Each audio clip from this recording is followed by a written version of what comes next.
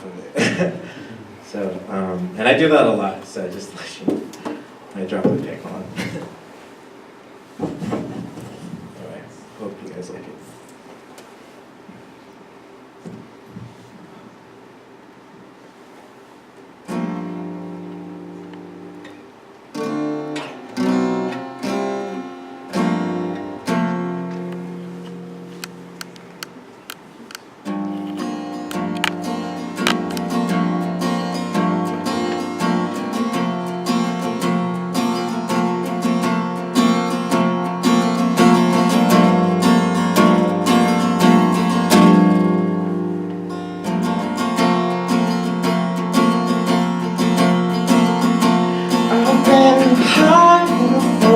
Too long.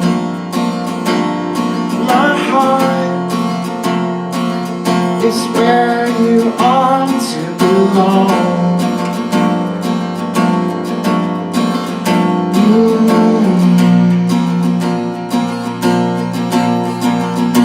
I put these walls up, I kept the door shut. Was stubborn to think I could do this on my own.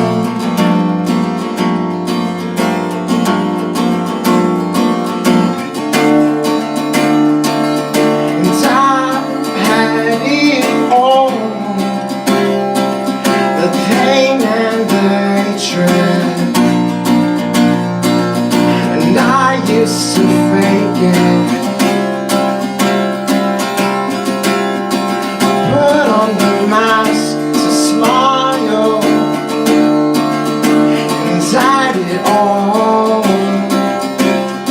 So they wouldn't see me weak.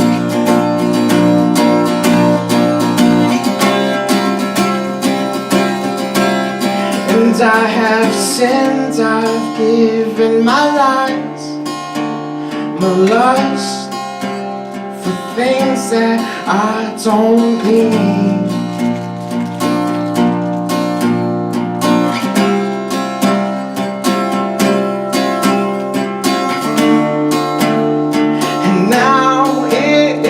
Time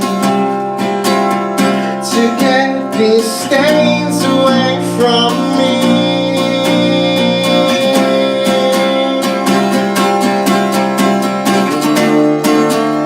'Cause I'm not the man you wanted me to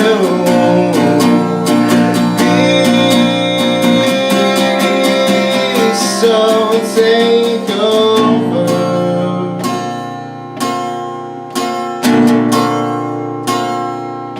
Take over.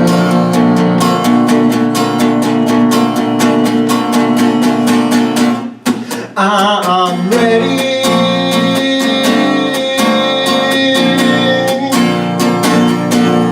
I'm ready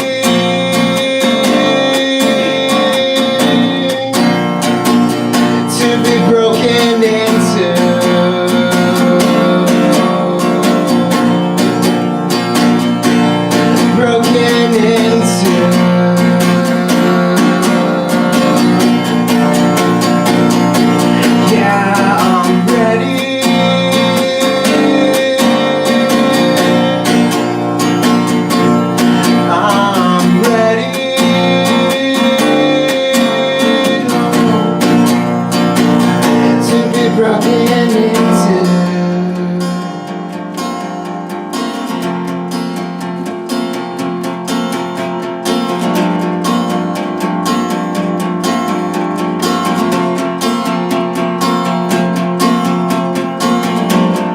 Father, I'm so sorry for what I've done. I've ignored your voice and I mean I'm your son. So why do I drift apart? And why do I take heart to fight these wars I can't win?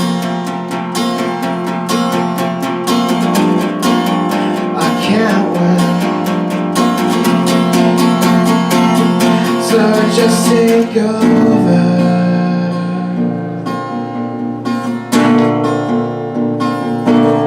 Just take over.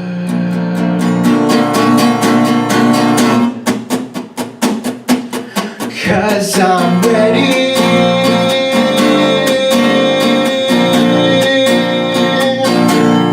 I'm ready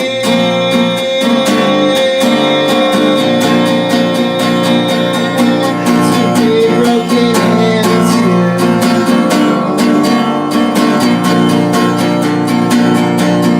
Broken into.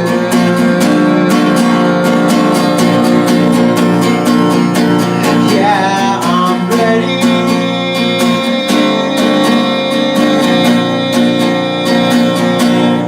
I'm ready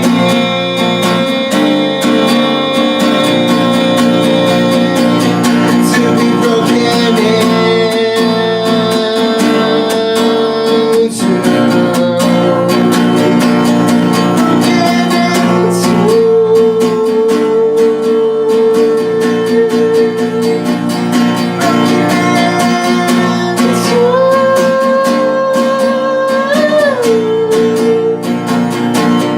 Take over.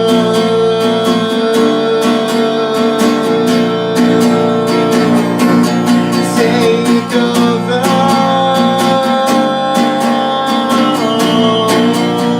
Yeah, take over.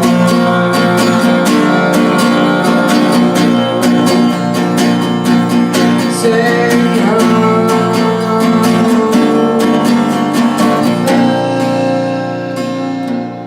Take over.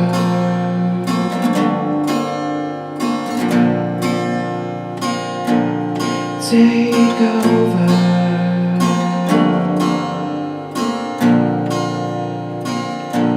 'Cause I'm ready.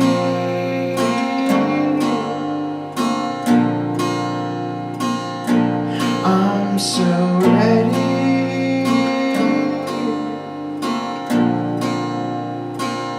to be broken into.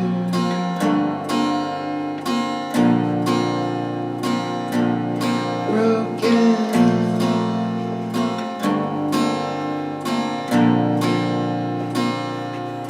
into.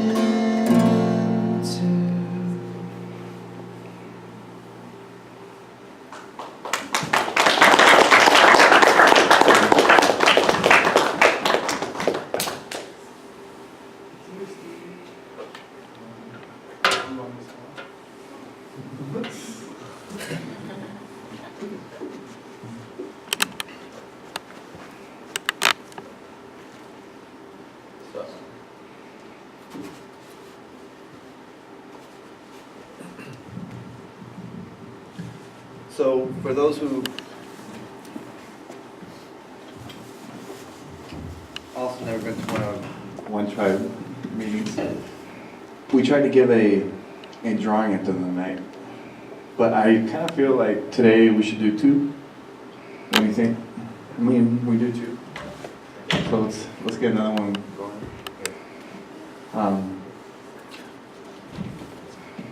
Today we're gonna have Stevie speaking, but Rebecca is really working on his hair. So I know this is an interesting thought, but it's like all our offerings. It's kind of like the symbol of that wine color, you know. It's like a blood offering, and so that's kind of, to me, that's really symbolic. And going into the Holy of Holies, you know, you would have the table of the bread, and the candles, and the altar of incense. And a lot of it was made out of acacia wood, which is what the table is made out of. But yeah, I spent a lot of time with Stevie, at least 4 days, 3 days a week, at least 3 days a week. Yeah, so it's awesome. Come on.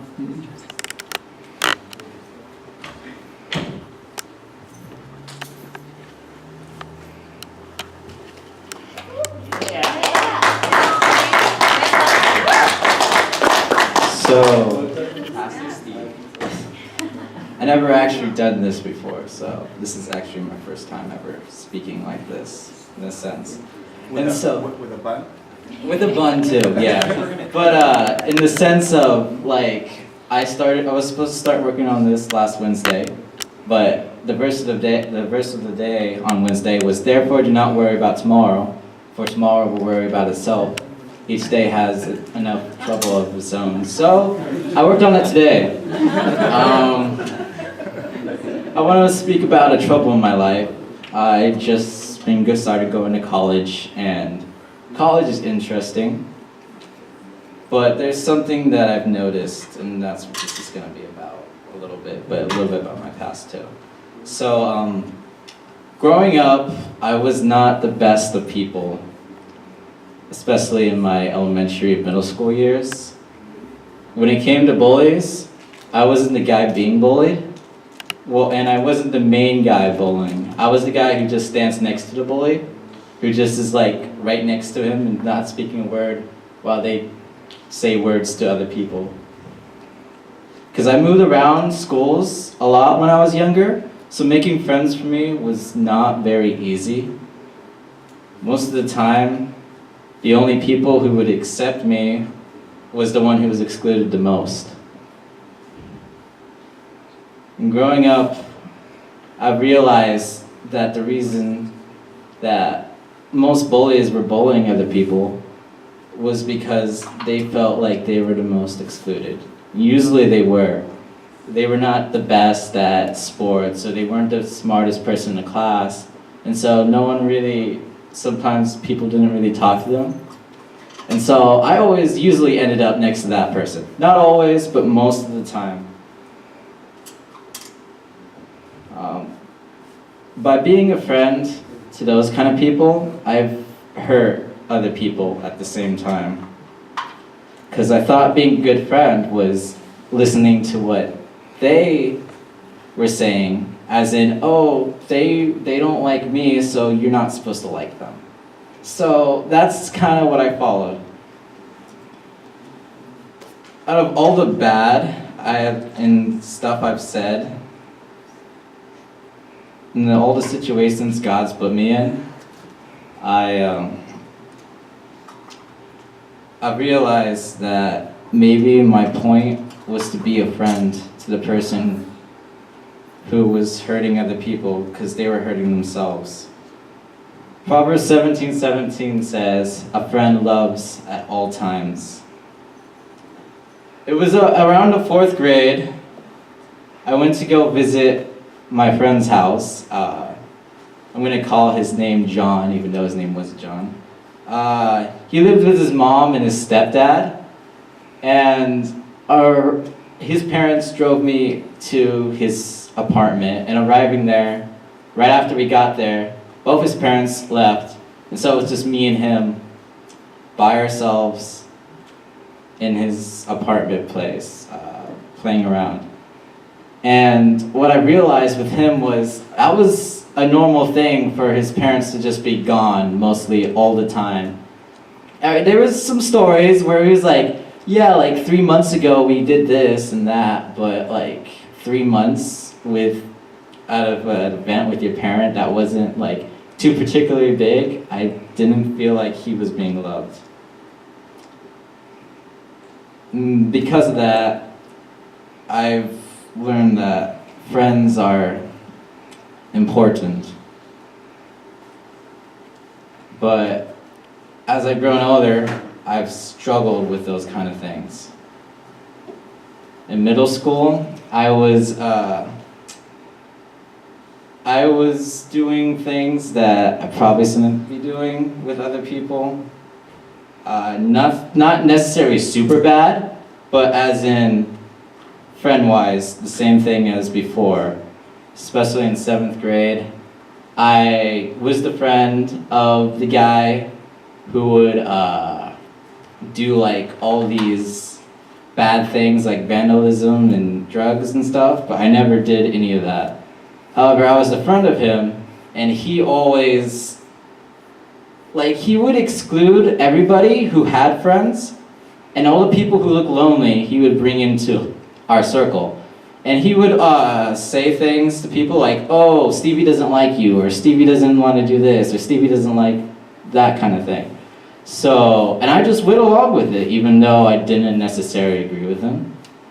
And so throughout my life, friends have been a struggle.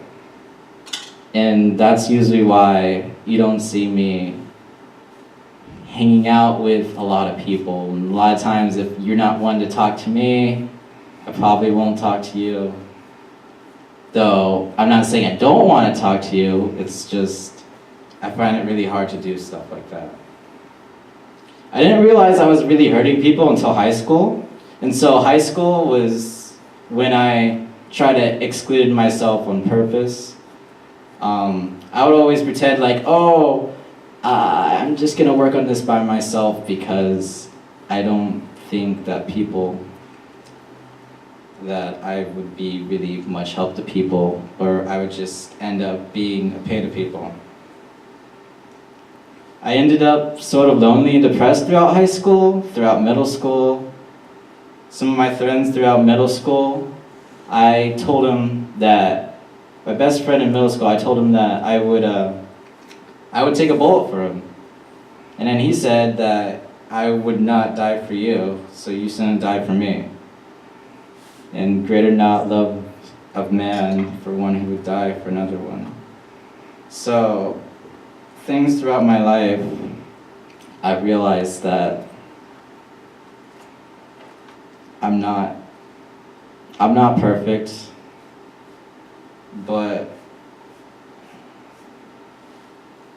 and I'm definitely not perfect at speaking, sorry.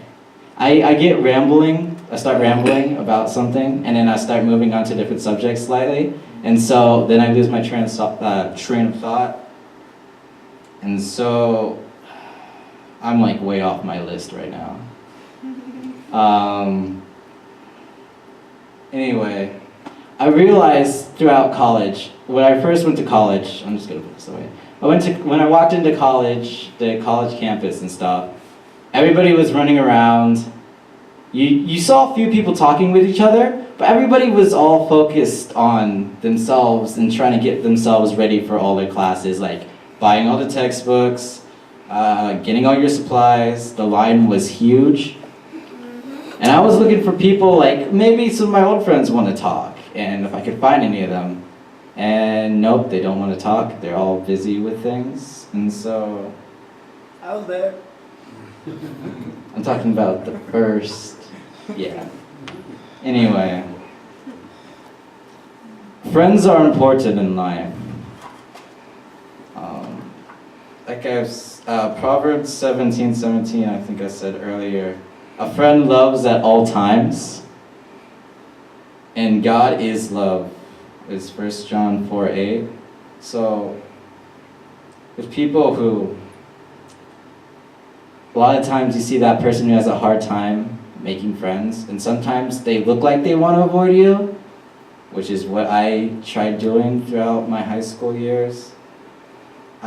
They don't really. So the best way to show God to others, I think, is being a friend. Just to anyone. And I'm thankful for my cousins who have been with me as my friends, even when I felt like I didn't have friends throughout my weekdays, because I only saw them on weekends. Like, they were there for me when I felt like I was down, even though most of them probably didn't even realize it. I'm thankful for everyone even being here, listening to me just ramble on just some random stuff. Even though a lot of you I've never talked to, but it's not that I don't want to talk to you, it's just that I have a hard time doing it. And I'm thankful for God, because throughout the times where I felt lonely, I've grown to realize that He's always there with me, So whenever I'm driving alone in the car from school, it's like 9 p.m. after choir, and I'm driving home, I'm always talking to God now. And I feel like God can be our friend, but we need to be a friend to people who don't know God. And so, I'll leave you with that.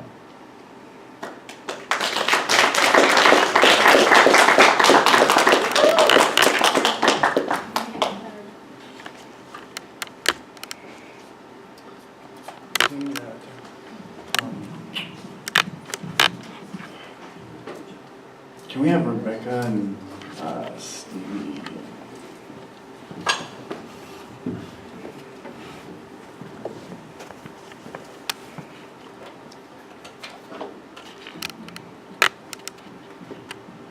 So as you can see, going back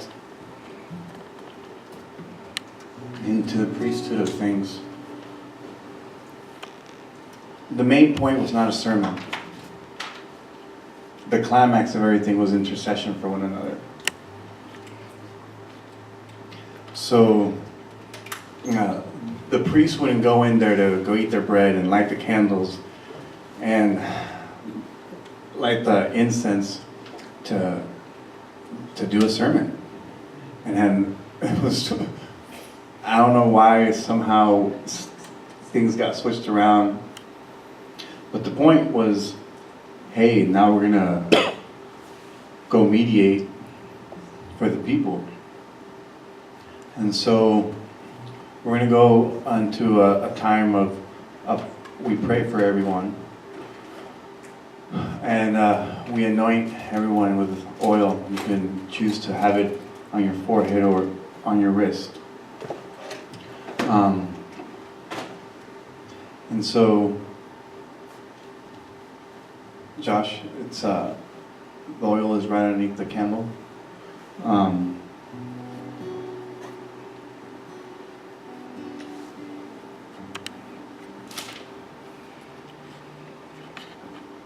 And then Tim, can you be one of the people that pray for others today? So give one of them to Tim and Timothy, I should say. Sorry.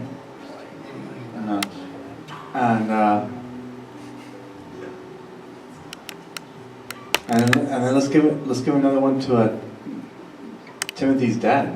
Is that okay? Sure. Got one. Yeah. Yeah.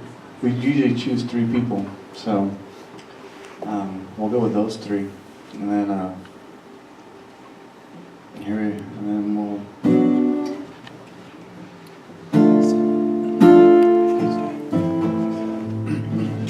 we're going to be singing out of Psalms 93 today. Almost pretty much word for word, so.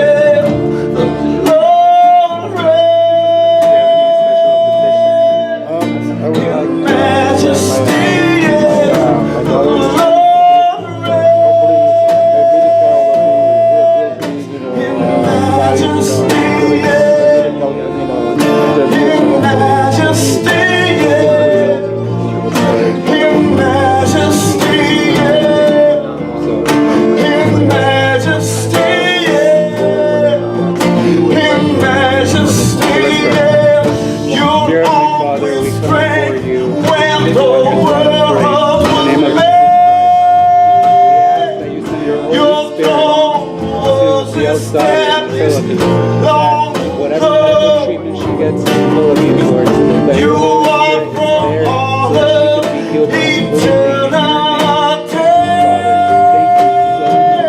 You walk holding majesty still.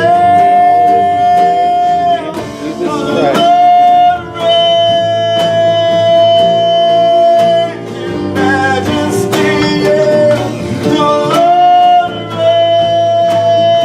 reigns in majesty, yeah. The Lord reigns in majesty, yeah. In majesty.